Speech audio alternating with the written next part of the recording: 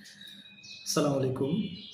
যারা মার্কেটিং ডিপার্টমেন্টে কর্মরত আছেন তাদের উদ্দেশ্যে বলতেছি, মার্কেটিং সেক্টরটা এমন একটা সেক্টর যে সেক্টরে আপনি খুব দ্রুত নিজেকে ডেভেলপমেন্টের দিকে নিয়ে যেতে পারবেন এবং চাইলে আপনি ভবিষ্যতে বিজনেস আইডিয়াও পেয়ে যাবেন, ব্যবসা করতে পারবেন।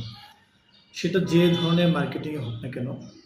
কিন্তু কিন্তু কথা হচ্ছে যারা মার্কেটিং করতেছেন সেই মার্কেটিং সেলস পারসনদের অত্যন্ত ধৈর্যশীল হতে হবে।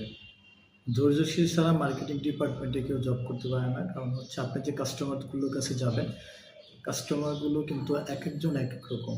আপনি ব্যক্তি একা, আপনি ভিজিট করতে বা মার্কেটে যাচ্ছেন, কিন্তু আপনি কিন্তু প্রতিদিন ২০ জন, ৩০ জন, ৫০ জনের কাছে যাচ্ছেন। তো ৫০ টা ব্যক্তি ৫০ ধরনের।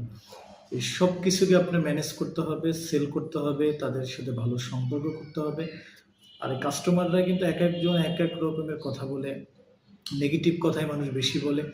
তো মার্কেটে যাওয়ার পরে আপনার এই নেগেটিভ কথাগুলো আপনি গুরুত্ব সহকারে নেওয়া যাবে না।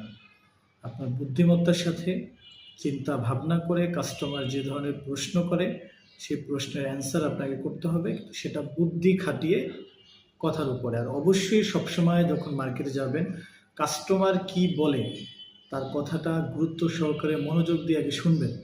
তারপর আপনি জবাব দিবেন। অনেকে দেখা যায় একটা জায়গায় মিটিংয়ে বসলে কাস্টমার কথা বলার আগে নিজে কথা বলা শুরু করে। এটা করা যাবে না। কাস্টমারের কাছে যখন যাবেন তখন সে কি বলে, কি বলতে চায়, কি তার প্রয়োজন, এগুলো আগে শুনবেন।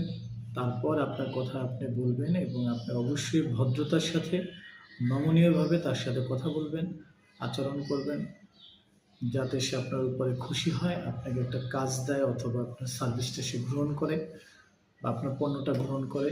কারণ একটা কোম্পানির ব্র্যান্ডিং হচ্ছে তার পণ্য এবং একজন সেলস পারসন। যে সেলসম্যান মার্কেটে যাবে সেই তার পণ্যকে ব্র্যান্ডিং করবে।